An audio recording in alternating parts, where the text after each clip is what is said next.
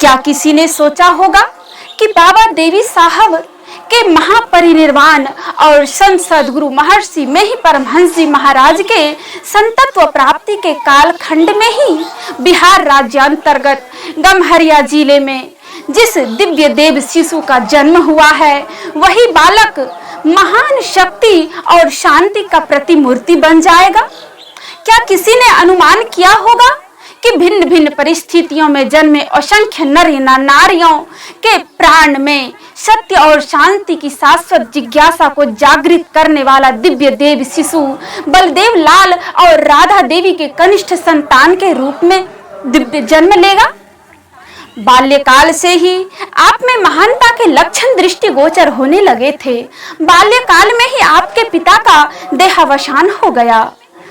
जैसे ही आपने middle school की शिक्षा प्राप्त की, आपके पिता स्वरूप पिता के तीन भाइयों का देहावसान और सामयिक हो गया। युवावस्था में ही वो इस शरीर और संसार को छोड़कर चले गए।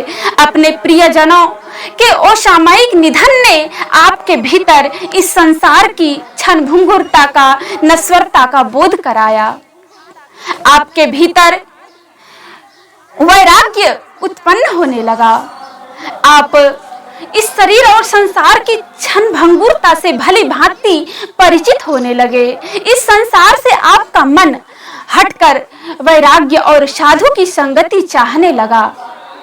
1939 ईस्वी को आपने जैसे ही सुना कि कनखुदिया ग्राम में संत सद्गुरु महर्षि मेही परमहंस जी महाराज का आगमन हो रहा है, तो आपके भीतर उत्पन्न हो रहे वैराग्य ने आपको संत समागम के लिए प्रेरित किया। गुरुदेव के पास पहुंचकर आपने जैसे ही संत सद्गुरु महर्षि मेही परमहंस जी महाराज के दिव्य मुखमंडल को देखा, तो आप देखते ही रह गए और ऐसा लगा जैसे जन्मों से चिर परिचित हो।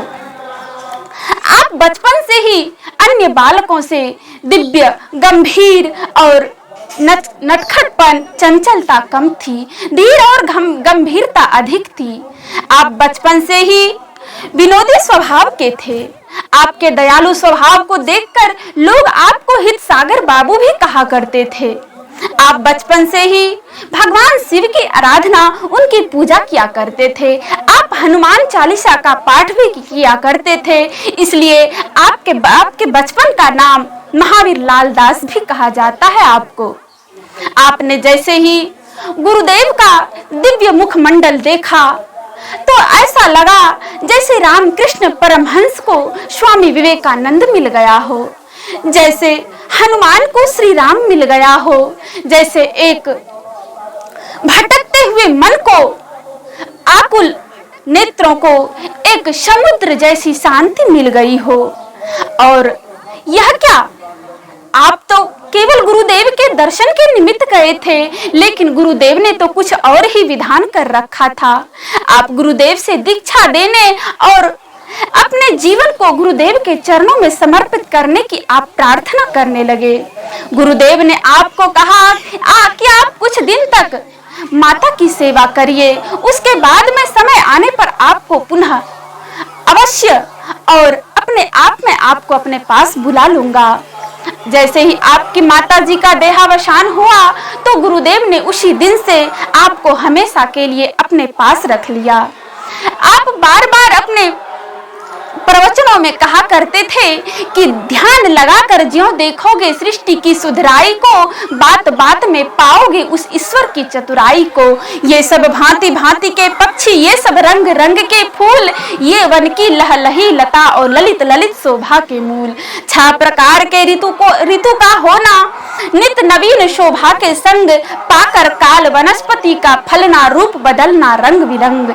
चांद सूर्य की शोभा, अद्भुत बारिश, आना दिन रात, क्यों अनंत तारा मंडल से सजदाता रजनी का गात।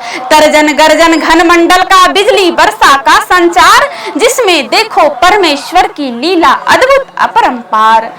आपने संत सद्गुरु महर्षि मेही परमहंस जी महाराज के हजारों प्रवचनों को सुन सुनकर उसे अपने लिखित उसको संग्रह किया और सत्संग सुधा के रूप में उनका प्रकाशन हुआ और हम मानवों के बीच उनके प्रमुख संदेश को छोड़कर, अमित यादगार को छोड़कर आप हमेशा के लिए हम सबों को छोड़कर चले गए। लेकिन आपकी उपदेश, आपकी वाणी, आपका दिव्य मुखमंडल आज भी हमें आपके महानता के लक्षण को याद कराती है। आपने गुरुदेव संत सदगुरु महर्षि मेही परमहंस जी महाराज के जीवन में अपना संपूर्ण जीवन आपने समर्पित कर दिया और अपने जीवन को, मानव जीवन को धन्य बनाकर लाखों करोड़ों व्यक्तियों के जीवन को भी सफल बनाया। उन्हें सार्थक लक्ष्य मानव जीवन के किस हेतु उनका आगमन इस धरती पर हुआ है, उन्हें अपना परम लक्ष्य याद दिलाया। भारत ही नहीं, विदेशों में जाकर आपने संत मत के ज्ञान का प्रचार किया और आप अपने प्रवचनों में कई बार कहा करते थे कि असन के लिए अन्न, फल, मेवा, मिष्टान, दुग्ध, घृत आदि से भरा भंडार हो। वसन कहते हैं वस्त्र को। वसन के लिए जाड़े, गर्मी, सर्दी आदि ऋतुओं के अनुकूल सूती, ऊनी, रेशमी, मलमल, मखमल आदि वस्त्रों का आगार हो। गगनचुंबी अट्टालिका हवादार और खिड़कीदार हो। टहलने के लिए वातानुकूलित कार हो। घर में नन्हे मुन्ने का किलकार हो। खजाने में हीरे, मोती, जवाहिरात का टंकार और झंकार हो। लेकिन पद प्रतिष्ठा के लिए संसार में जय जयकार हो। लेकिन अगर हमारे भीतर अंधकार हो तो सारा जीवन हाहाकार हो। जिस दिन आप 4 जुलाई 2007 ईस्वी को आप जब इस शरीर और संसार को छोड़ने का मन बना लिया तो आपने हम भक्तों के लिए कुछ अंतिम उपदेश हस्तलिखित के रूप में छोड़कर आप गए थे। उनमें आपने लिखा था कि जीवन थोड़ा है, संसार नश्वर है, मृत्यु निश्चित है, पता नहीं कब, कहां और किस प्रकार से वह आ जाए। दुर्लभ मनुष्य शरीर मिला है, माया के छलावे में मत रहना। यह मनुष्य शरीर जो भजन नहीं करेगा उसे पुनः यह मनुष्य शरीर मिलेगा। इस भुलावे में, इस धोखे में मत पड़ना।